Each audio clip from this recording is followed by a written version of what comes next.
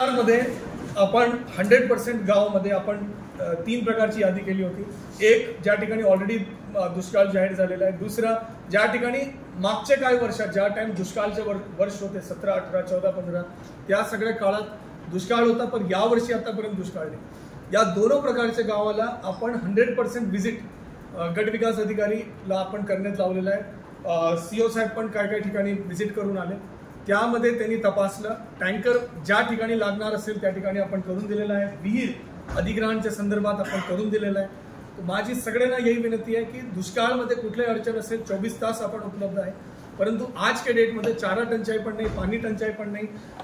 जनावरांना चारा पाणी मिळावं याच्यासाठी आपले विशेष आपण लक्ष दिलेलं आहे। आपले एक पत्रकार बांधवांची एक विनंती होती, त्याला पण मी तुमच्या समोर परत म्हणतो की चिडियासाठी पाणी कमी पडत आहे, काही ठिकाणी डिहायड्रेशनमुळे चिडिया मरण पावलेली आहे। माझी सगळ्या लोकांना विनंती आहे की चिडियासाठी पाणी आपण विभिन्न ठिकाणी ठेवावा। जनावरांसाठी पाणी, कुत्र्यांसाठी, मांजरांसाठी, म्हशीसाठी, कोंबड्यांसाठी वगैरे वगैरे सगळ्यांसाठी आपण पाणी ठेवावा।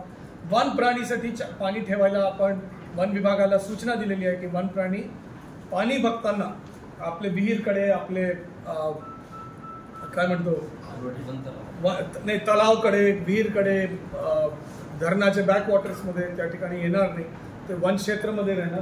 आणि माझ्या माहितीनुसार लेपर्ड वगैरे सायटिंग, जो आपल्या बिबट्या वगैरेची सायटिंगची केसेस कमी झाला असल्यामुळे वन विभागाने याबद्दल लक्ष दिलेलं आहे आणि ते आउटपुट पण आपल्याला दिसून येतं। शस्त्र जमाच्या संदर्भात काय विचारायचं ऑलरेडी झाली बातमी।